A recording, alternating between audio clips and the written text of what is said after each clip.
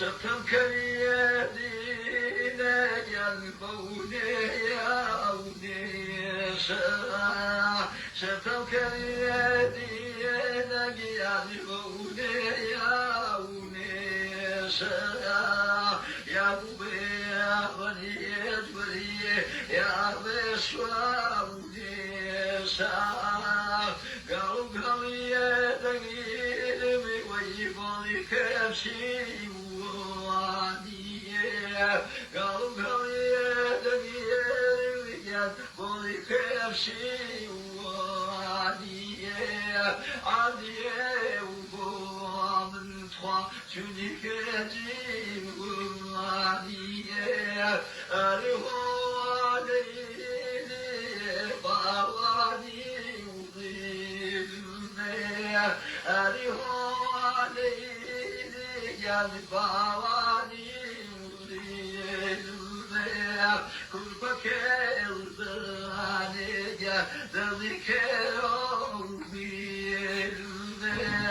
هواي بني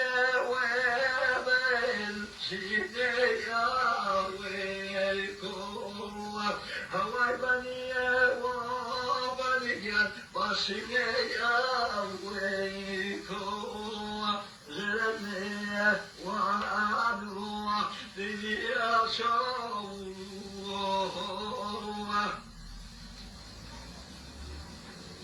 هسمعك خيالونيتو هسمعك رجال خيالونيتو قرمشيني من دوباره وليلو قبلك وكان رجال الحريب كفني بيرسو دريني ويوداري هول ما قريب نتخامي واري ويشتي بصوكي وناشايا يبني وديشتي بشتغل في ونقي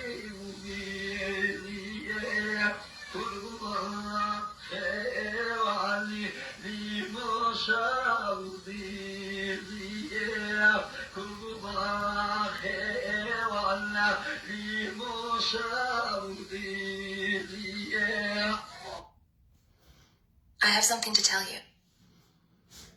خب وقتتان وخير ومدوارم لهر كويهن ساق وسلامتون هر وكو أزانن أم قرمقالي شر هر كسيك بباركا خريكا أي خنجني بلان أوي خلق واقعي بيجي سرم سرماق لم دنو باسا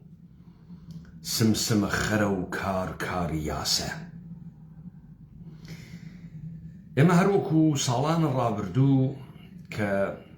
پێکاتەی دەسەڵاتەکانە ناوچەمان وەکو دەوڵەت ملەتێک کە بەحسی ئەکەن بە کۆرپۆریشن ناوبرد یعنی نووسینگەیەک کە میلەتی نییە، نووسینگەیەک لەسەر درۆی مێژووی دانریاگە و محاولەمان کرد لە گەورەترین قەیرانەکانە پێشیان پێبگرین. دەراوێشتەکەی بوو بە ئەوەی کە ئیمڕۆ ئەیوێنن. من بە کورتی تێمەسەری تا ئەم مەسائلەی کە باسی ئەکەن بۆ ئێوە قابلە دەرک بێ.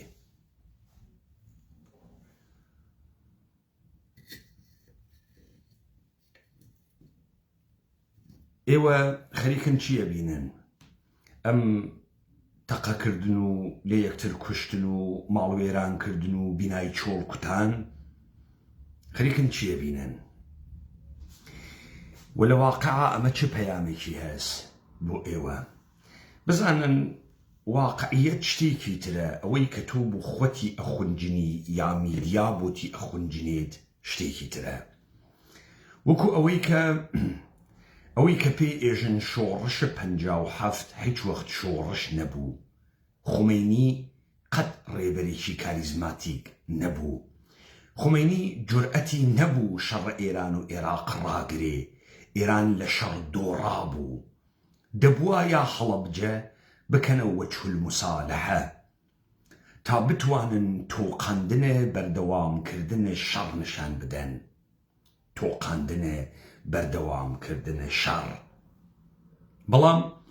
خەڵکی هەڵەبجە لە دادگای قیامەتیانە هەڵەبجە فرە پێی خۆش بوو بێژێت خەڵکە هەڵەبجە قارەمان بووگە هەر لە پەنجاکان و ئەسکەر فیرار ئەهات بۆ هەڵەبجە. کە لێ دەپرسین بۆ داگێ لە هەڵەبجە، ئێوە لەبەرەوەی ئێمە قارەمان بووین، حکوومەتی بەغا ڕقی لێمان بوو. لێ دەپرسین ئێوە بوو درانە بەر بۆمبە شیمیایی. هەنوود وڵات دەیتر سەدام حوسێن خۆی وتبووی بە مام جەلال ئێرانمان بۆ نێرن، ئێرانمان بۆ بێرن، کیمیاییتان لێ دەین. کە چیری و دواکەوتنە قسەکردن ئەیانوت 2 مانگ بەر لەوەی هەڵەبجە بگیرێت شۆڤڵەکانە ئێران جادەیان ئەکێشا بەرەو ئەحمە ئاوای تەنیشتە هەڵەبجە 1 فیشک لەلایەن هێزە عێراقی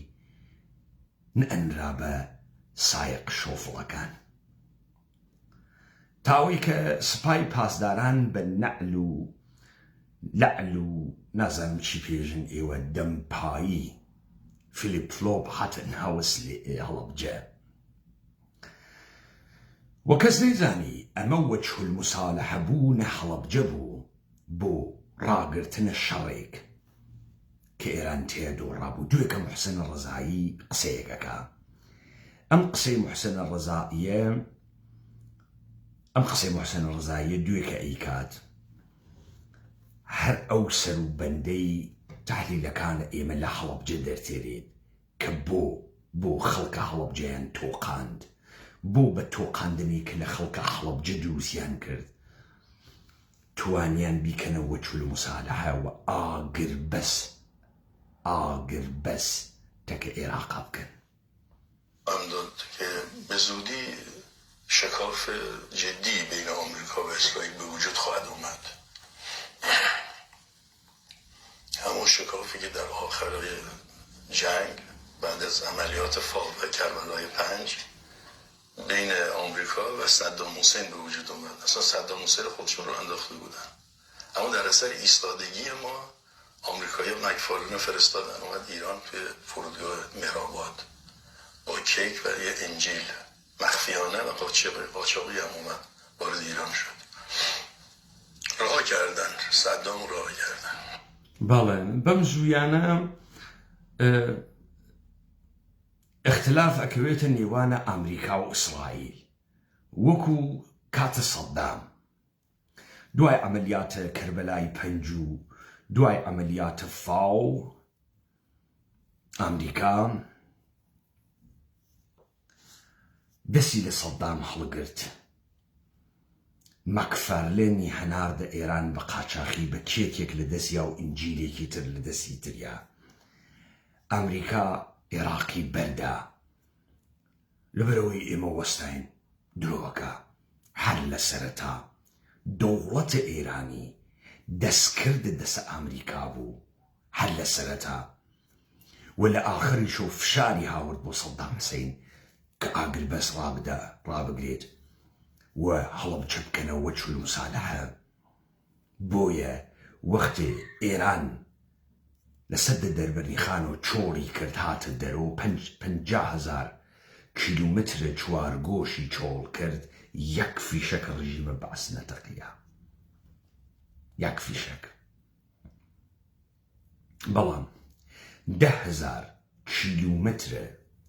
جوار قوش يا مربع لمنطقي مهران ودل دهلوران لدسي سباي صدام حسين ما حتى صالينا وجويكو ماجراي كويت خوي صدام حسين يزكي هاورد درو انا ايران توانا اوي نبو لصدام حسين بسينيتو امريكا اسرائيل دائما بالبشت ايران بوغن بلام تبعة امشتيكي تر ابيسين لو خلقه وانا تواني الرودا وكان بخوينيتو سؤال قورا مسام أريبو دسيان الارزيبان لإيران بو كوترنا 2 بار و 3 بار و 4 بار لبناي چولدان شوين هي 3 جار كتاويانا بس بناي چولا بو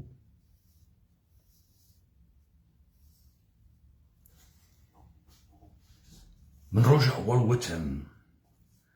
الولايات المتحدة أمريكا إشي بدوري وبروة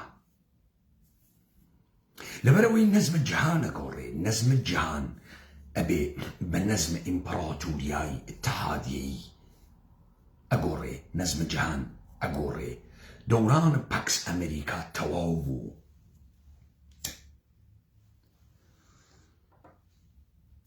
أويل طول صالان الرابردو إسرائيلي راقرتبو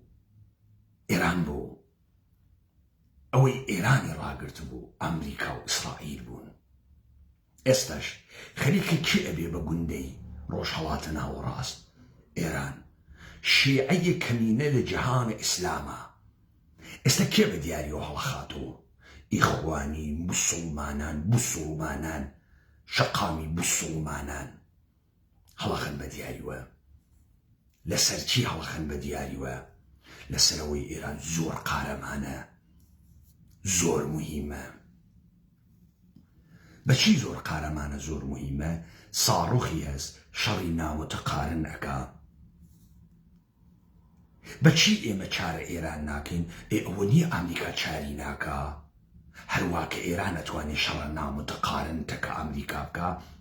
ئێمەش ئەتوانین شەڕە نامتەقارنتەکە ئێران بکەین ئەژنۆی بشکێنین بەڵام بۆ کەسێک لەم زاویە نایوێنی خۆیەوە تا دوێ کە هەرچی تەحلیلتان نەکرد تەحلیلتان ئەمە بوو ئەمریکا بە هەفتەیە خەڵاسیەکە ڕاستیەوە بۆ ئەمریکا بە هەفتەیە خەڵاسی ناکا بۆ نادا لە پێگەکانە ژیانە شاری بۆ نادا لە بنزین گاز لە پالایشگا لە ئاو لە بەرق بۆ لە چی ئەترسن لەوەی پێیان بێژن جنایەتکار بۆ دەربەی ئەوە هەن پێیان بێژن جنایەتکار دیخۆ بنیامین نەتانیاهو غەزەی تەکە لە پردەسا ساف کرد بنیامین نەتانیاهو خەڵکە غەزەی بە برسێتی کێشان بنیامین نەتانیاهو زیاتر لە 100,000 نەفەری کوشت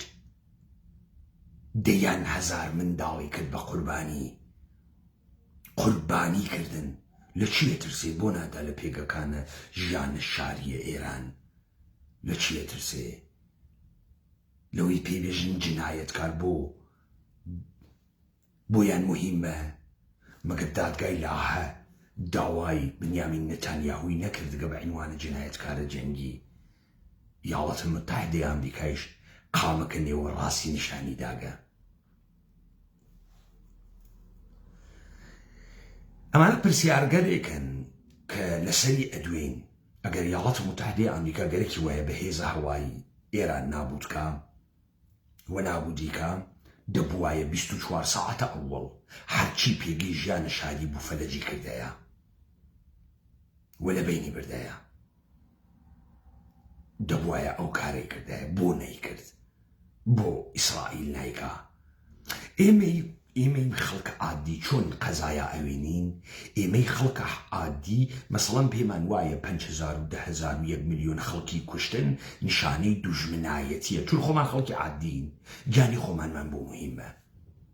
چون خۆمان خەڵکی عادین خۆمان و بنەماڵەکەمان و ژن و مناڵەکەمانین دنیا هەر بەقەدە ئەوە ئەبینین ئێمە 2000 سەرمەڕمان نییە تا بزانین بەعزێ مەواقع 5 مەڕیش ئەدەی وە کوشت وە دەمە گورگۆ لەبەرەوەی مەبەستێکی ترە هەست چون ئەومانە نییە نازانین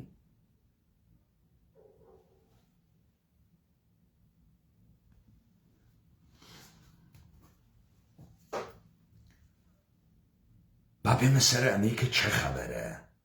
سەڵمسڵماگە لەم دەم و باسە سمسمە خەرە و کارکاری یاسە بۆ پەلامارە حکوومەتە هەرێمەدەن بۆ ئەمڕۆ 6 هێزە پێشمەرگە ئەکوژن 30 بریندار ئەکەن بە موشەکە بالستیکە کورت مەودا لێیانەدەن بە قەوڵ خۆیان موشەک نەپەهبات موشەکە ئێران نەپەهبات لە هێزە پارتیشیەدەن منتەقەی سۆرانە نازانم نایوت پارتیە یا یەکێتیە وەلێشی پارتی وێ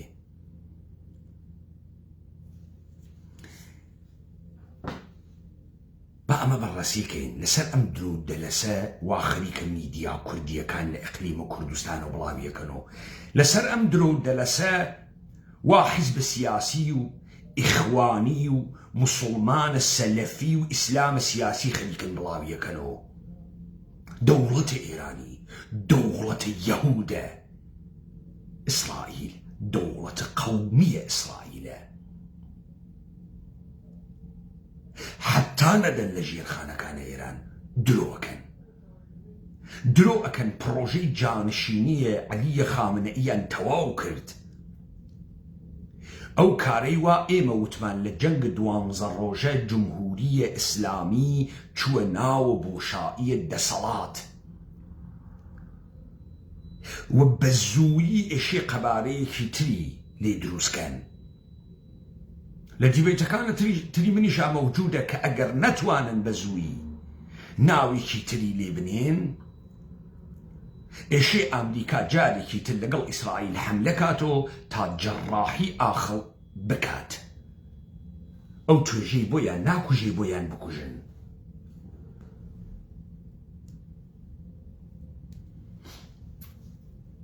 ڕاستی ئەوە چۆنە دانەیەک لە ئوسولگەرایانە ئێران ناکوژن هەرچی ئوسولگەرا و نێ ئەو ئوسولگەراس ماگەسۆ لە جەلیلی تا ئەحمەدی نژاد تا قاڵی باف گشتی ماگەسۆ حزب تەمەدونە نەوینە ئیسلامیە ئێران ماگەسۆ گەشتی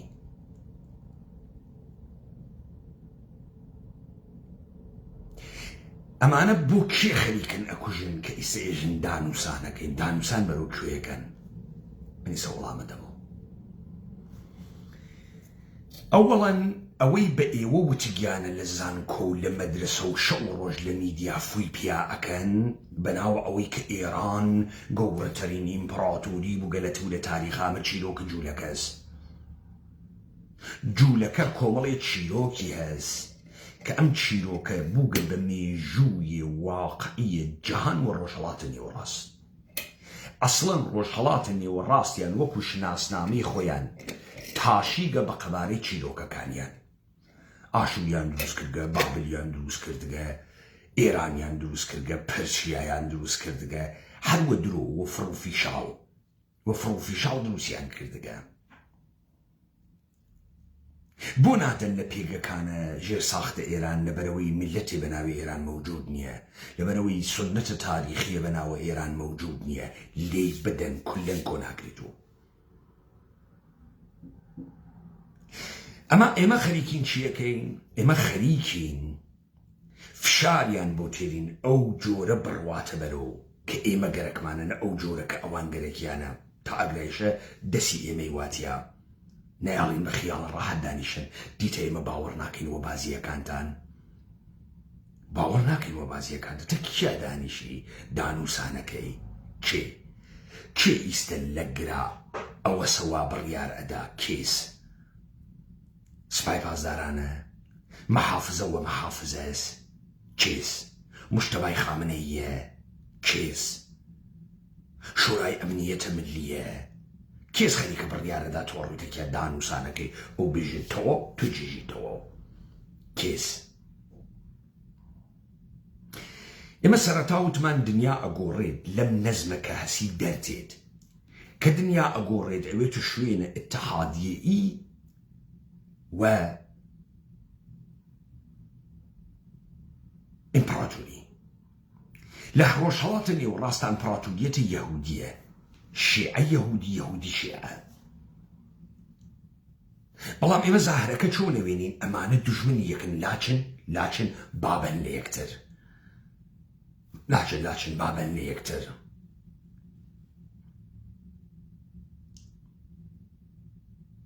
خەریکن کێ نابوو دەکەن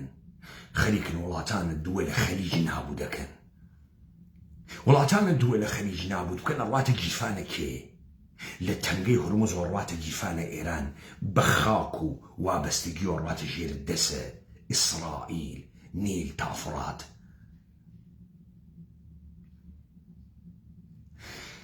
ئێرانە گەورەیە فەرهەنگی لەبیرتان تێت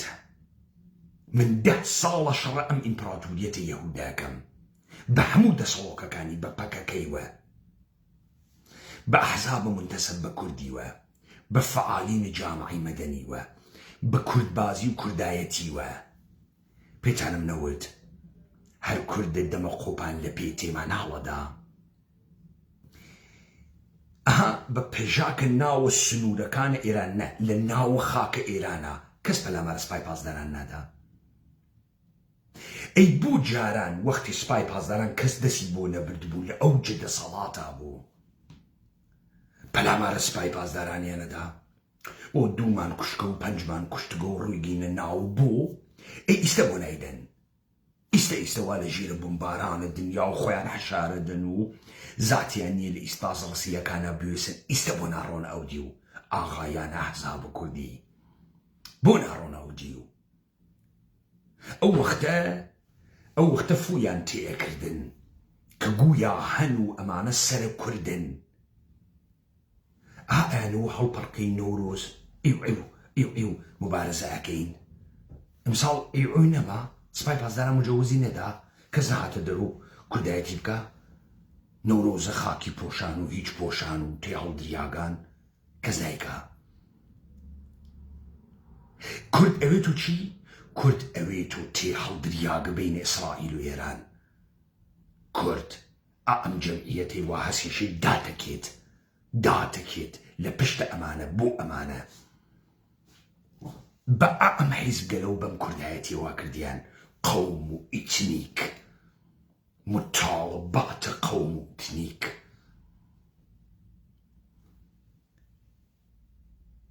لە ئیخوانیوە بۆ سەلەفیوە بۆ ئیسلام باز و گشتی خەریکە بۆ یەهود کارەکە لەبەرەوەی ئێمە نابوو دکات مەکە و مەدینەش نابوو دەکەن نابوودی یەکەن ئەمانە هاتوون دوو چت بکوژن و ئەیکوژن یەک عروبە دوو کوردیەت ئەیشی کوژن یاڵەتە متحدەی ئەمریکا ئیشی بگەڕێتەوە بۆ ناو سنوورەکانە خۆی یاڵەتە متحدەی ئەمریکا ئیشی بڕواتەوە بەسەر قاڕەی ئەمریکا هێژمۆنی بکات هێشتا هەر گەورەترین هێزە دنیاس پوڵدارترین هێزە دنیاس و تەمامە دنیا مەجبور بکات بڕواتە ناوە ئەم نەزمە بۆیە نادەن لە ژێرخانەکانە ئێران بۆیە لێ نادەن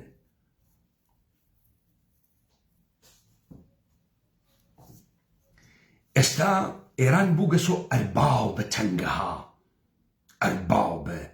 تەنگەها تەنگە ئەوسا ئێرانی دروشمێکیان بوو ئەیان و خەلیجە هەمیشە ئەبەدیە فارس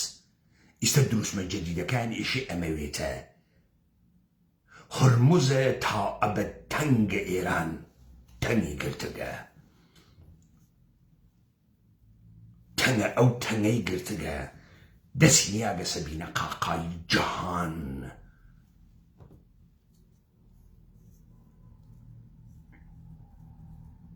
جهان الجديد چه شكلية ام جهانك امرو ايوه ممكن بوغا بو ايما ممكن بوغا جهان نوت هرزانة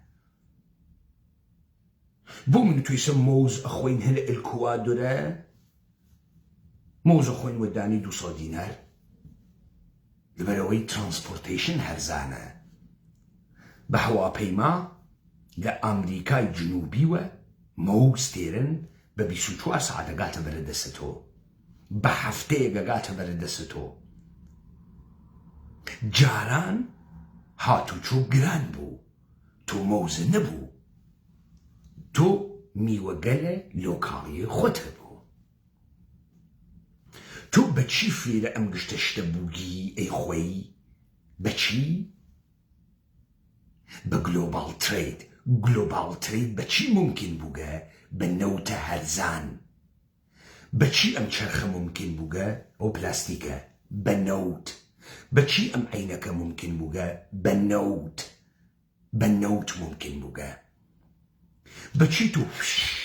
سیر و سیاحتەکەی بە نەوتە هەرزان بەچی سوارە تەیارەی مەفتەوی بە نەوتە هەرزان بەچی ئەتوانی قنی بۆ بخەیتۆ پاو هاوردە بکەی بە نەوتە هەرزان ئەگەر نەوت گران بووی چی خۆراک کەم تێرێت کود نامێنێت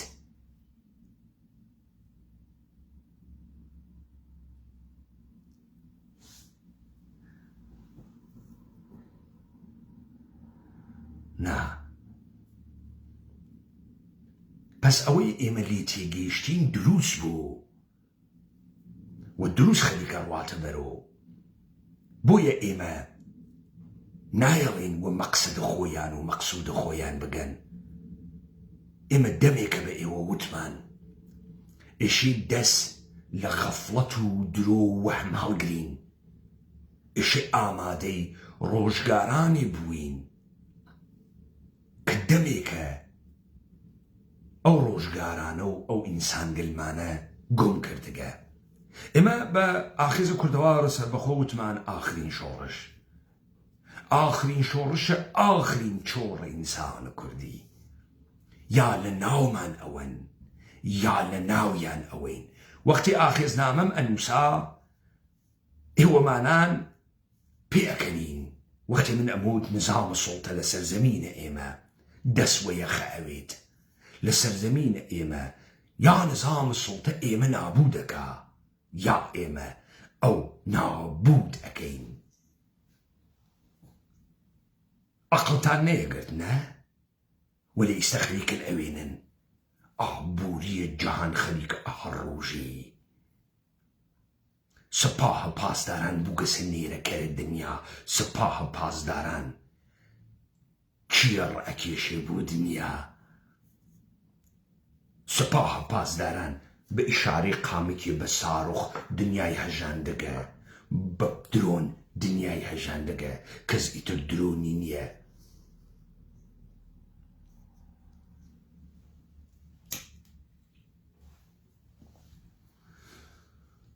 هێزە قارەمانی کوردیش ئیتر قارەمان نییە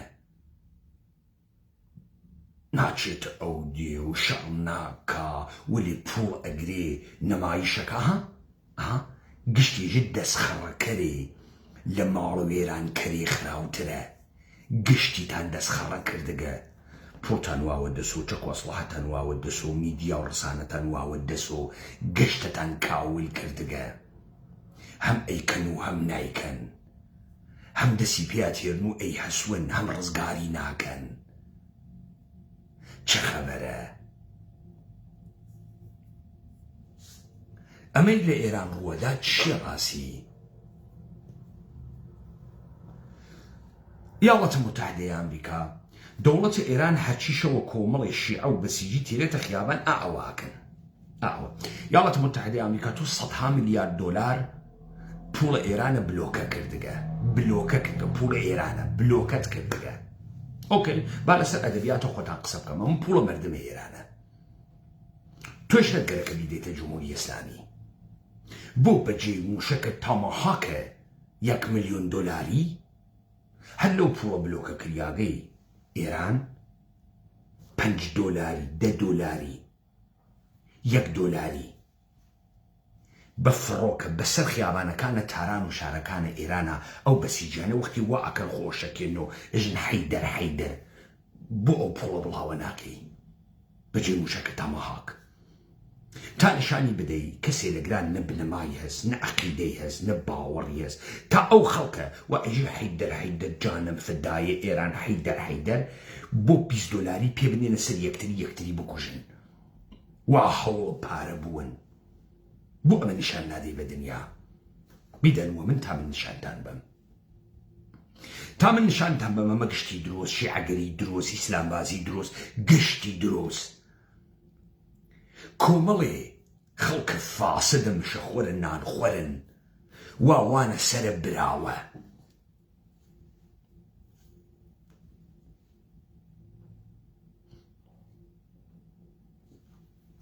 بۆ وڵاتە متحدەی ئەمریکا ئەم شەڕە پۆپولیستیە ناکاتەکە ئێران دەیخۆ ئێوە ئوستادە پرۆپاگاندان ئەژنۆیان شلکەن بە خۆیانی سابتکەن ئەمانە نە هێزە عەقیدەتین نە باوەڕیان هەست نە بنەمان پوڵەکین ئەم خەڵکە پوڵەکیە بە ئاسمانگە ئێرانەوە $20 ملیۆن $1 بڵاوە پێ بکە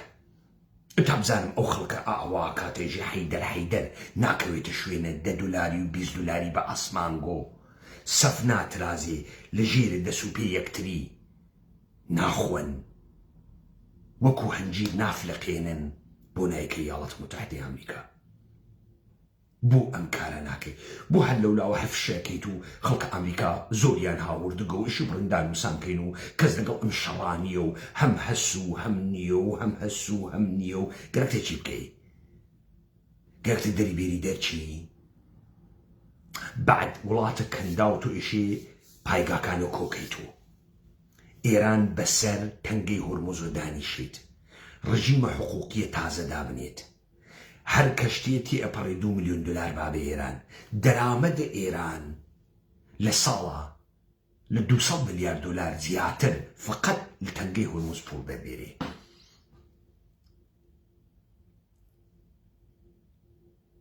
وڵاتانە عەرەبیە کەندا و کولەن فت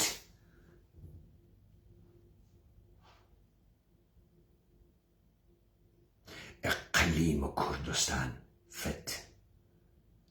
کۆمەڵێ تاقم و گروپە چەکدار گەشتی لە یەک متەنەفر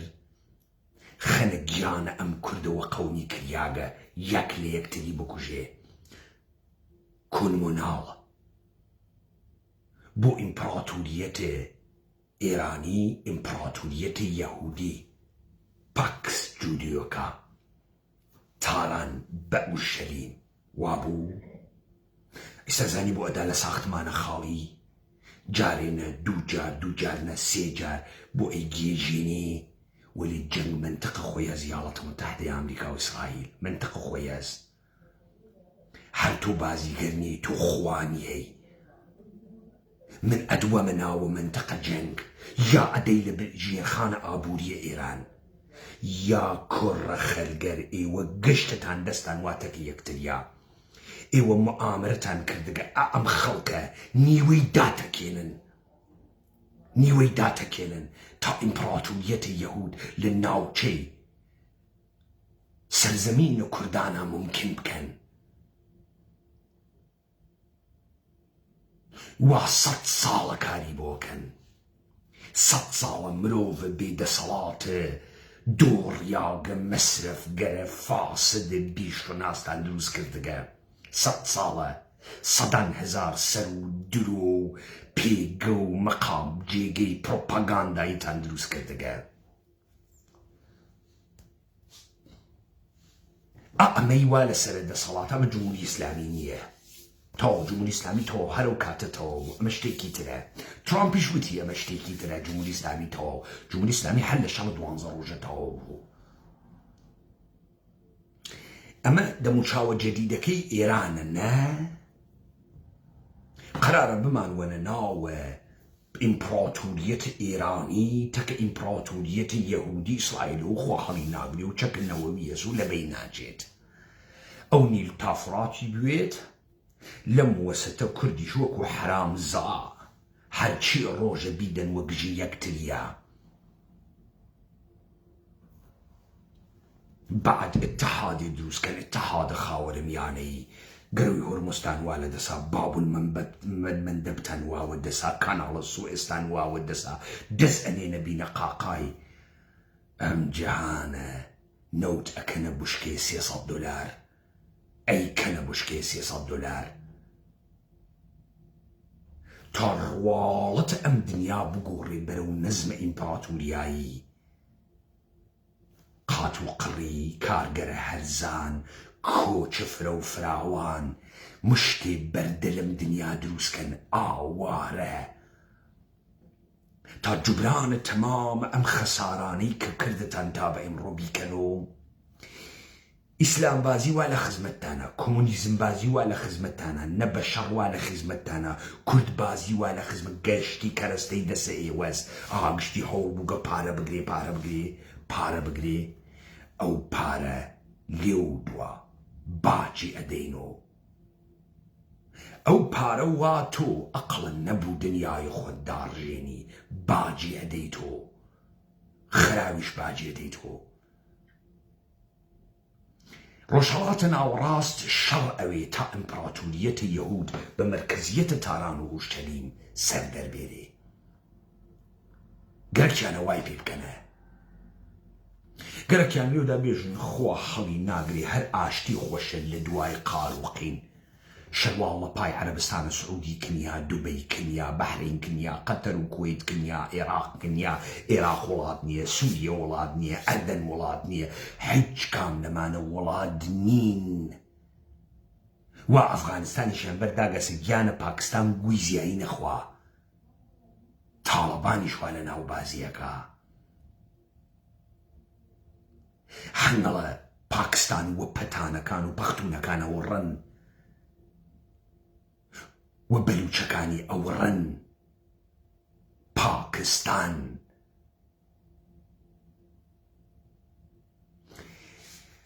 ئەگەر گەی ناگرا خەڵکە کوردەوە، ئێمە هەروا کە من ئەوەی وتم هاتە دی، ئەوەیشی وتم کردم، ئەوە من نە ڕۆژنامەوانم، نە بۆ تۆ تەحلیلەکەم تۆ تێبگەی. من ئینسانێکی مبارزم کە ئستراتیژیهای مبارزاتی خۆمم هەست، کاریشم ئەوەسە مێشکە ئەوەی وا خەریکە بڕیار ئەدات بتەقێنمەوە. شەڕ لەگرا دەست پێیەکە، استراتیژی لەگرا دەست پێیەکات، جا فەرمان ئەدات بە نیر و بە هێز و بە کڵاشینکۆف و بە بێ و بڕۆ لەگرا دەست پێیەکە. من ڕۆژە ئەوەڵ ڕێگەم بۆیان دانیا، وتم ڕازەکەن بەن لە پێگەی ژیانە شاری، وەگەرنە ئەمە ئەو بەزبەسە وا من وتم. ئەزانی ئێوە چیتان حاڵی نەبوو، ئێوە خەڵکتان بەلاوە زۆر مهم، وها مەسڵان قازی محەممەدتان بەلاوە زۆر مهمە، قاسم دووتان بەلاوە مهمە. ئەوە حیزبی دموکرات دژمنی ئێرانە بوو لەبەرەوەی قاسملی کوشتە، ئەوە جمهوری ئیسلامی دژمن ئەمریکاس بوو لەبەرەوەی خامنەییان کوشتە، بوو لەبەرەوەی 50 سەردارە سپایان کوشتە. دی خامنەی سپێون کێ بوو؟ حەسەن نەسوڵای حیز کێ بوو؟ کۆمەڵێ سپێون و ڕشکە لە ناو خیابان هاوردنیان لەسەرە تەختە شاهی دایانیان. وەکو کێ؟ وەکو ئیلان ماسک. تۆ فکرەکەی ئیلان ماسک $300 ملیار پوڵی هێز بە چی؟ کاورایە قنەرە بێدایک و باوک لە ئافریقای جنوبی و بڕواتە کانەدا، لە کانەدا بڕواتە ئەمریکا، ناگەهان لە ساڵە 2050 $300 ملیار. واقعاً کابراتوانێت $300 ملیار دەربێرێ؟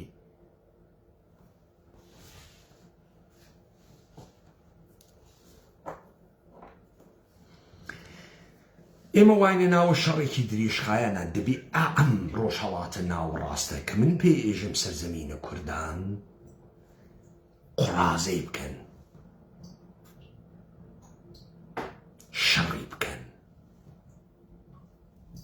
کێ بمێنێتەوە تاران و لشەبیم. ئێمە کڵاو ناچێتە سەرمان ئەم سپایە خوێڕیانە ئەمڕۆ ئەم سپایە خوێڕیانە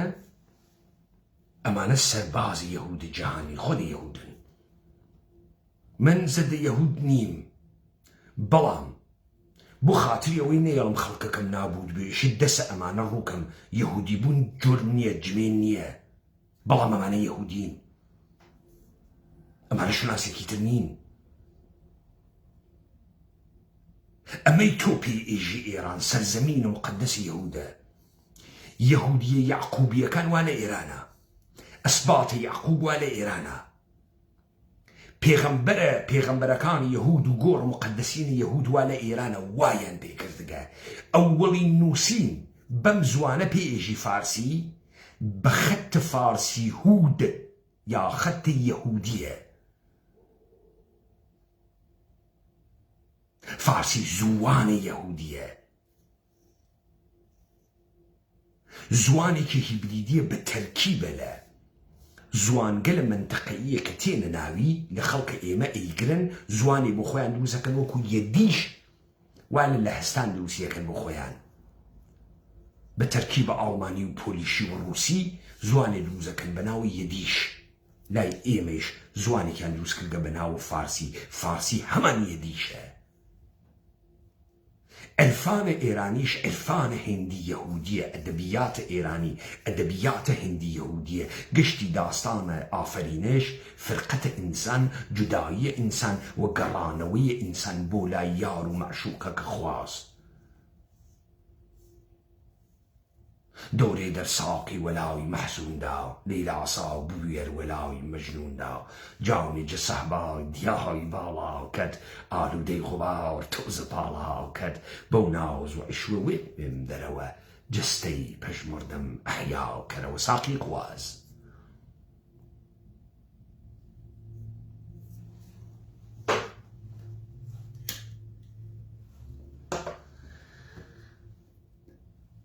من کارم بە من نییە کەسێک لە وەهما بێ بە تۆقاندن و مۆقاندن تەکان ناخوا. من کارم بە یارانە خۆمانە،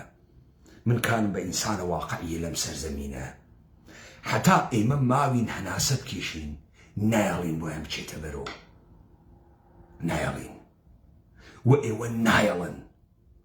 گوێوەم فڵتە ڕسانەئی و حیزبە ڕەسمی و پارە و پول و ئەمانە مەدەن.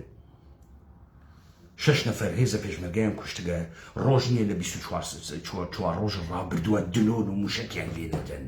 دەم ناکەنەوە. ئەمڕۆ بەیانەی هێزە پێشمەرگەیان داگە، وزارەتە پێشمەرگە تەحەدا قبوڵ ناکەین لەسەر ئاشتی خوازی دێ قبوڵی نەکەن. مەیکەن کاکە گیان بێ زەحمەت مەیکەن، تەحەدا قبوڵ مەکەن.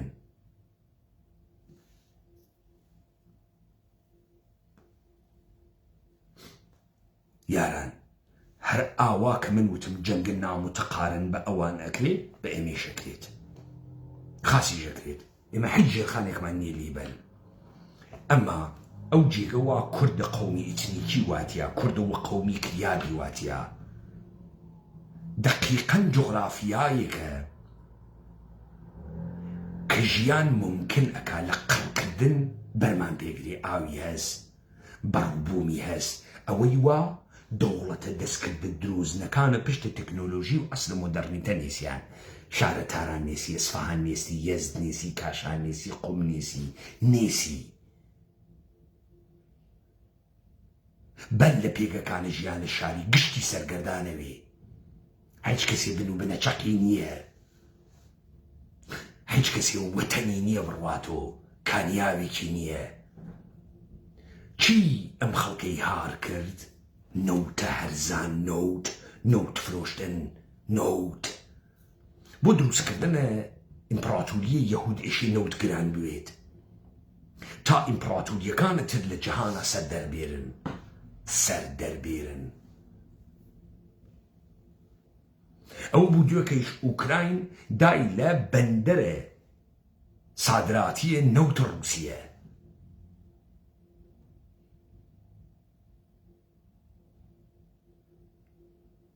تا ڕووسیەش مشکڵی بێ لە هەناردەکردنە نەوتە.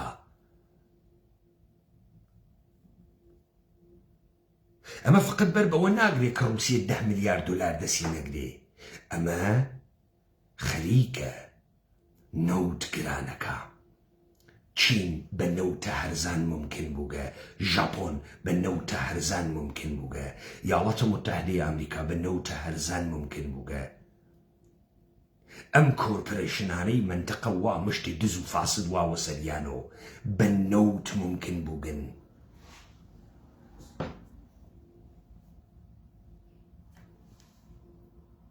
مەسئلەیە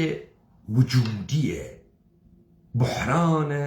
یا قەیران بنەڕەتیە دەوڵەتە ئێران ئەربابە ئەمریکایی دۆستە یەهودی حەلیان کرد بۆ ئەوڵین دەوڵەتە یەهودی کە دەوڵەتە ئێران وێ حەلیان کرد. یعنی بە نەمایش جەنگ و سەرمان لێ شێویاوە بۆ بەخوا نازانین سەرچی پەلاماریە دێن و دێ بەخوا بێژین چی موشەکەکانی ساڕۆخەکانی لە بین ناچێ و تازەوا لە بنە کێوە و خوایش دەسی پێ ناگات و چی بکەین و براڕۆ خەڵکی ئێرانیش بەخوا گوناحن و چۆن خەڵکە فلستین گوناح نەبوون، چۆن گوناح نەبوون. خەڵکە ژاپۆن هیروشیما و ناکازاکی چی فقط بۆمبە ئەتۆم نەبووها، بە بۆمبە ئاگر ئەدا لە تووکیۆ یاڵەتە متحدەی ئەمریکا لە یەک شەو بۆمبارانە 120,000 نەفرت کوشت لە تۆکیۆ بەر لە هیروشیما و ناکازاکی. لەکەی تایسە تۆ ئەوەنە دڵسۆزوگی؟ لەکەی تایسە خەڵکە ئێران فەرقەکە لەگەڵ تەواو خەڵکە دنیا؟ You know, Persian are civilized people. وەڵا چۆن civilized بووگن؟ دادەی شاروەندی و شارستانیەتە ئێرانیەت سابت کەن بە شەواهیدە مادی، دادەی سابتی بکەن بە ژیانە کردەکردن، دادەی سابتی کەن. چییە ئەم Persian civilization؟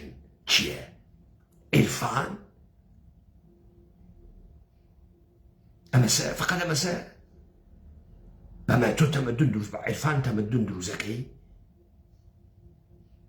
بۆ گشتی ئەمە تکرار ئەکاتۆ، گشتی ئەمە تکرار ئەکاتۆ. ئیستە سپای پازدارانەکەنە قارەمان، شیعەیە ئێرانیەکەنە قارەمان، ئیستەوێتۆ قارەمانە جەهانە ئیسلام، شەقامە فاسد تێ هەڵدریاگە مەردمە زۆر و بۆرە هاڕیاگە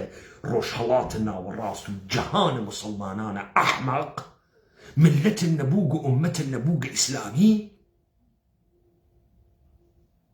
بە کامە ئومەتە ئیسلامی تۆ کە هیچ مەرجەعێکی مرکزیە ئەم ئومەتە وەکو واتیکان نییە، بەڵام تاران سەریەسی، تاران سەرەکەیەسی. چۆن و ئیستە هێزە جەهادگەرانە شیعە لە خاوەنمیانە گورجۆ بوونۆ، حیزبوڵڵای لوبنان گورجۆ بوو، سپای قودس خەریکە فەرماندەهیەکە، ئەوانەی عێراق گورجۆ بوونۆ. ڕاستی کەی حوسیەکان تێت بۆ داخستنە بابل مەندەب و کاناڵە سوێز کەیتین؟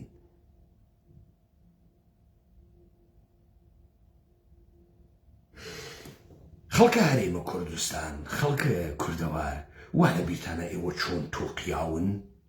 لاوە بابە کی چارە ئەمریکاکە و لاوە باباو دەیسە چیسە خۆشە گۆڕیان؟ چۆن ئەمریکا چارە ئێران ناکە؟ چۆن؟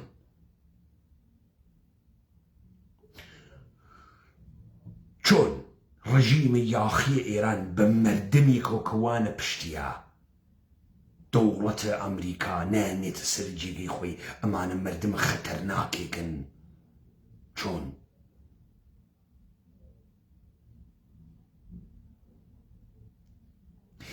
کەواتە یا ئەشێ بەن لە ژێرخانە ئابووریە ژیانە شاری، یا ئەگەر لێ نەدەن پرۆژەکەیان تەواو کرد بۆ دەوڵەتە ئێران. ئەو یەهودیانە وانە تارانە، ئەو سەربازانی یەهودی جەهانیە بەناوە پاسدارە ئێرانی وە قامکەنیەوە موشەکێکا بگەسۆ قارەمان، قامکەنێتۆ دوگمەیەکە دۆق قارەمانە و شەڕەکە قارەمان بڕاستی و قارەمانە. دەی ئەو پەهبادی دروستکە تۆ ناوسکە و بڕیا و پەهباد دروستکەی، تۆ بۆ فاسۆلیان خوارد، تۆ بۆ خڕە کرد و خستە ناو بانکەکانە جەهان، بۆ تۆ بۆ چنوبی ئاو لە دەستێدانەیە کەوت؟ ئێوە بۆ کوردتان کردەسە جاسووس، جاسووسە ئێران، جاسووسە ئیسرائیل، جاسووسە ئەمریکا، هەر سێکەیان یەکێکن. هەر سێکیان یەکێکن گشتیان جاسووسە یەکجێگەن جاسووسە سێجانبەی یەکجێگەن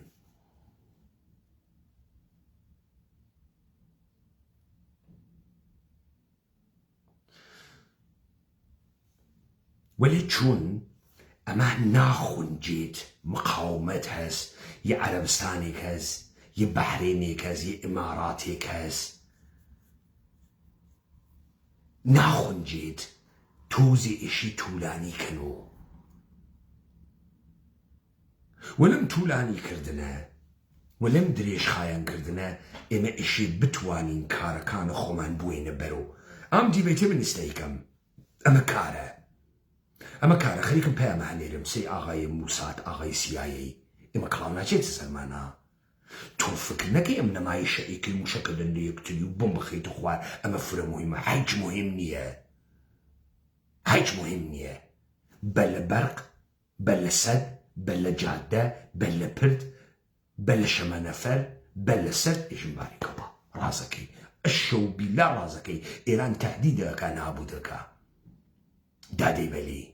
خۆتۆ باکێکە نییە لەوەی کە دنیا بێت و پیرت و باکێکە نییە تۆ تا ئیستە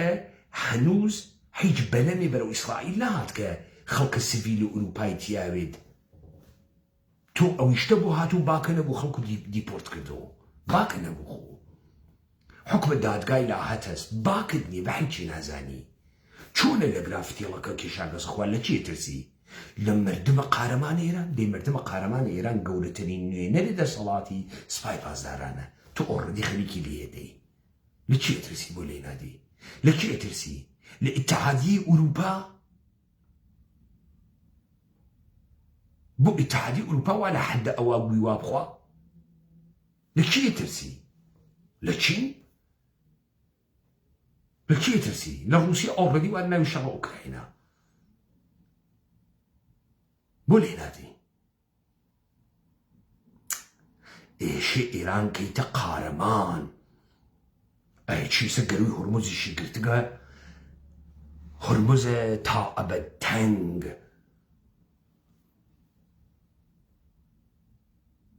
ئەو ساسپای پاسداران فقط ئەربابە هەڵقەها بوو ئیستە ئەربابە تەنگەهاست تەنگی کردەسەوە ناڵێ گوشادیکەن ئیشی هەر تەنوێ خەڵکە ئێران وەم تەنگیە و هەرچیش داگات خەڵکە ئێران کوردە دەمە قۆپان لە پێش قارەمانە و تەشەکوری لێکەن و فرەژیرویت و ئافرین و نهاتکیتە ئەمری و گەشتی دەسیواتەکە یەکتریان گەشتی یارانە ئاخێزە کوردەوە لەسەر بەخۆ ئینسانە واقعیە کوردی گەشتی هاتکە لە بینمان بووە مەرگ یەکبار شیوەن یەکبار من تەحمل ژیانە کۆیلایەتیم پێ ناکرێ وەگیانتان قات و قڕی تێت وەگیانتان لە 10 ساڵە ئایەندە قات و قڕی ئەوێنی ئاوارە بوون ئەوێنی بەردەبوون ئەوێنی کە بەنزین گران بوو ماسۆلکەی هەرزان کەنیشک و قەحبەکردن پیاوە کۆیلەکردن دەست پێیەکا لەم دنیا قاتیەکانە ئیرلەندتان وا لە بیرا 1848 4 ملیۆن ئیرلەندیان لە برسا کوشت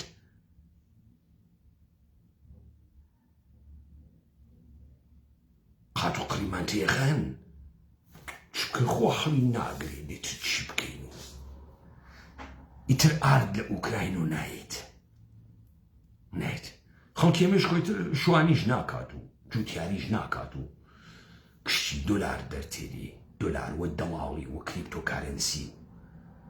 و بازاڕی دۆلارەکەی سلێمانی و قاچاقی ویسکیکردن بۆ ئێران و قاچاق مەوادە مخدرکردن و قاچاق جگەرەکردن و کەسی تر خۆ نەزەویوزاری گەرەکە و نەبەرهەمهێنانی گەرەکە و ئەم خەڵکە گشتی فێر و سیلیکۆن با لە خۆی کەس ناتوانێت سەر مامرێ بوڕێ کەس ناتوانێت ئاگرێ بکاتەوە ناتوانێت خۆی بژێنێ هیچ میهنەیەکی واقعی نەماگە ڕووگەسە کۆلیج لە کۆلیج دەرسی خوێنگە لە کۆلیجیش کە دەرسی خوێنگە لاپەڕەی عیلمی لێ نایەتە دەرەوە ژیانیش نازانی بکە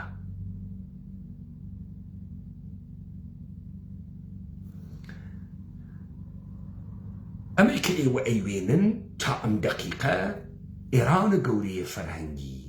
پاکس جودیۆکا ئیمپراتوریە یەهودە بە بەشداریە قارەمانە گەورە ئیزرائیل 22,000 کیلومتر مربع خاک 7 ملیۆن نەفەر جەمعیەت 150 کۆلاهەکە هەستەیی سەرمایەیە یەهودە جەهانی 200 ملیۆن شیعە 1,500,000,000 سنی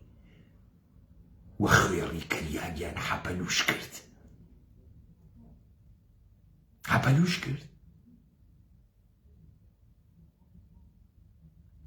کەچی شیعە خاوەرمیانەی قەحبە کرد خاوەرمیانەی موعتاد کرد خاوەرمیانەی سیغەیی کرد خاوەرمیانەی کردە قاچاقچی مەوادە مخدر قاچاقچیە گانونان قاچاقچیە چەک و ئەسلحە قاچاقچی بوو بە پێگەیە غەیر ڕەسمیە جەهانە سەڵتە ڕۆناخێزنامەی کوردان بخوێنەوە ئەوەی من وتم تێتە دین ئیشاڵڵا بۆ باوەڕ خۆیان گشتیان ئانتیکرایستن و ئیشاڵڵا شمشێرە کوردان گشتیان لە بینەوەت لە بینیانەوەین بە دەست و دەسەڵۆکەکانیان ئێوە ڕەوەندە دروستکردنە ئەم سەگ بابانە سیرکەن بەناو دەوڵەت ئاخێزنامە بەحسیەکە گۆڕانکاریەکانت یەک لە دوای یەک تازە دروستکراوەکان هەر ئەگۆڕی یا نابودیانەکە یا دەموچاویانە گۆڕێ یا نابودیانەکە یا دەموچاویانە گۆڕێ بارەگای دانایانە کورد هەکەوێ ئەوێتۆ تەکێوخانەقا شەیخ و شیوختێن دەروێش سۆفی دروست ئەکەن یەکەم هێزە بەلاشێ ڕعیەت دروستکەرە نۆکەر دروستکەر دروستەکەن سۆفیەکان و دەروێشەکان ئەوونۆ هێزە بەلاشە ڕعیەتە ئاغاواتە جەدید و تەئسیس ئاغاواتە جەدید و تەئسیس جوتیاریە تجاریەکەن تەماکۆ ئەکاڵن تریاکە کاڵن چایی ئەکاڵن دوای ئەمە تەغیرە ڕواڵەتە دەن شێخ و شیوخ لە بین ئەوەن دوو جێگەیان لەم هەرێمی خۆمانە ئەهێڵن و ئەیانکەن بە حیزب سیاسی وەکو پارتی وەکو یەکێتی قەبارەیانە گۆڕێ شکڵیانە گۆڕێ پاشا و سەڵتەنەی دروستکراو لە بینەچێت ئەوەنۆ ئیلیتە حیزبی ئیلیتە ملی ئەمانیشە لە بینەچن دەمو چاویانە گۆڕێت کاکی جان ئەقڵ شتە خۆشێکە تێگەیشتن شتە خۆشێکە ئەمە گشتی وەهمە دەنگە بۆمب ئێشێ وەهمە بڕۆخێنێ وا وەهمە ئێرانیەکان ڕۆخیا وەختی شیشەی ماڵەکانیان تێتە خوار ئێمە واردە شەڕێکی درێژمەودا بووگین و قەرارە لە ئێمەیە کورد خەسیاگ دوژمن کینەوە دڵ دروستکەن هیچی نەکەین ملیاردی دلار بەشکەنەوە بینە ئەم ئەحزاب و مەحزاب و حکوومەت و مکوومەتە بمانگرن لە حیزی و لە قەومی بوون خۆمانە بمێنین و هەر بمرین و هەر لە قات و قڕی و شەڕ بمێنین و هیچ ئیدعای گەورەیەکمان نەوێ چون حەزارەت نین قەومین ولی ئاخیزە کوردەوارە سەر بخۆ لە 10 ساڵە پێشوان بازیە شێوانگە ئێمە قەومنین ئێمە حەزارەتین ئێمە تەمەدونین ئێمە شارستانیەتین باوکە ساحیوە تەمەدونە ئێرانی یەهودی ئێرانی دەتێرین تۆ زرنگی من لە تۆ زرنگترم تۆ ژیری من لە تۆ ژیرترم تۆ ئیمانە نییە من ئیمانم هەسە تۆ ڕیشەت نییە من ڕیشەم هەسە من دژایەتی ئێوە ناکەم لەبەر ئەوەی ڕقم لە ئێوەس من دجایەتی وەکەم دەبەروی تواتری من حەپەلوشکەی من ناڵم تۆ من حەپەلوشکەی من نابم بە کۆی لێی تۆ نابم نایەڵم مناڵم ببێ بە کۆی لێی تۆ نایەڵم تۆ فرە زرنگی من لە تۆ زرنگترم ژیری خاصە تۆ ژیری ئێمە ژیرین تۆ گەرەکتە کلکەڕێوی بێری تو دەممانە من کلکەڕێوی تێرم و دەمتانە گوو ئەخۆی نادەی لە دەوڵەتە ئێران نەدەی لە دەوڵەتە ئێران هەنگەڵە گشتان ئەوڕین خاص جبهەخانەکانی یەکتری بەن لە یەکتری لە نمایش جەنگا خاصی هەناسەتان چیە ئەوجار تەپەینە سەرقمە تەکتەکتان وانەکەنە ئێمە بازیەکە ئەزانین یا ئەعلان ئەدەی لە بن ژێرخانە ژیانە شاریە ئێران تا سابت بێت و دوژمنە ئێرانی دوژمنە چەمکە ئێرانی دادەی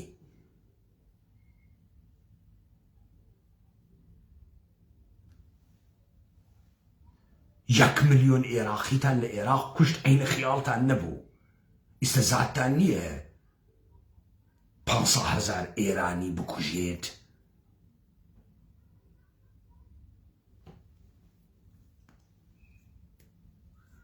لەکەوێ تا ئێستا ئەوەنە میهرەبان و گن ئەوەنە پابەندە ئەخلاقن ئەوەنە پرنسیبتان هەست لەکەی تا ئێستا و ئەمما وڵاتانە کەنداو ئەگەر فکری و حاڵە خۆیان نەکەن ئەم بنم ماڵە تا بینە قاقا لە فەساد گیرکردگانە ئەگەر فکرێ بە حاڵە خۆیان نەکەن فکرێ بە حاڵیان ئەکەن خراو فکرێ بە حاڵیان ئەکەن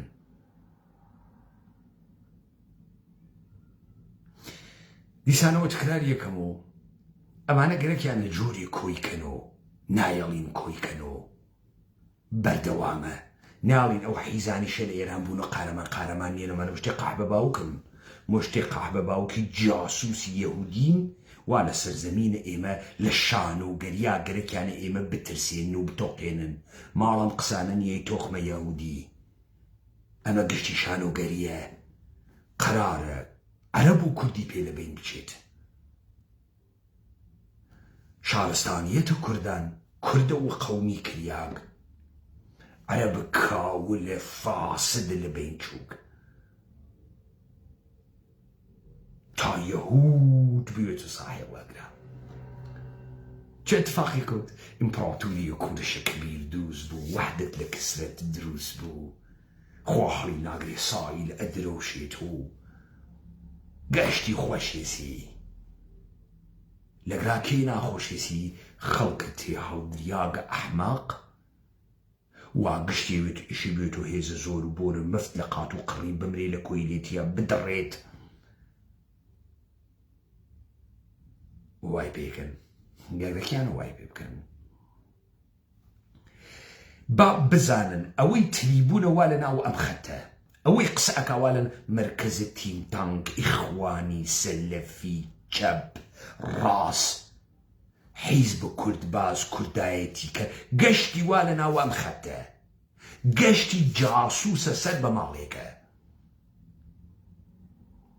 ئێمەش و عنوانە خەڵک حەقمانە خۆمانوین باشە کاکە جان لەوەڕەکەی خاسە ئافرێتتان وێ بەڵام ئێمە نایاڵین لەبەر ئەوەی تۆ لەوەڕە خاسوێت منی پێ بفرۆشی منی پێ کاولکەی منی پێ کۆیلەکەی ئێمە نایاڵین تۆڵێ ئەو شەش پێشمەرگە سێنۆ ئەی سێنۆ دوو تۆپە خاس ئەگرنە دوو مەرکەزە خاسیان ئەی سێنۆ تۆڵێ ئەوە سێنۆ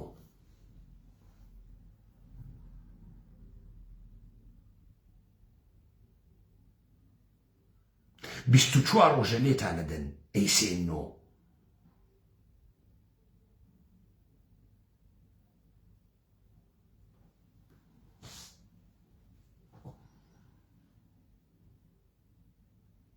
بەن لە مەقڕ ڕەحمەی حاجی مەحموو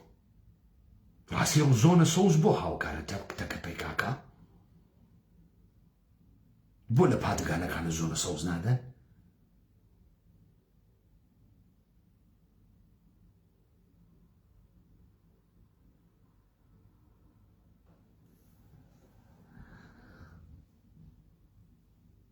کەواتە ئەگەر کەسێک پرسیارێکی هەست بەحسەکە تا ئەگراتەوە بوو، کەسێک پرسیارێکی هەست دەتوانێت پرسیارەکانی بکات.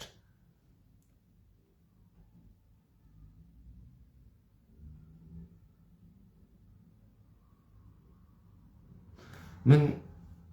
2 دقیقەی تری شەویستم پرسیارێک بوو وەڵامی ئەدەم و پرسیارێک نەبوو دیبێتەکە دەگراتەوە بوو.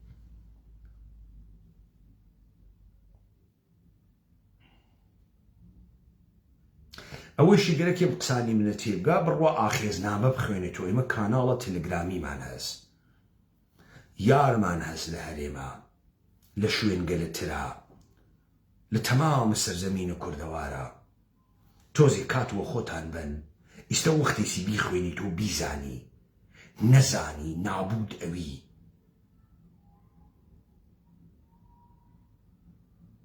هەر لەبەر دڵسۆزی بۆ ژن و مناڵە.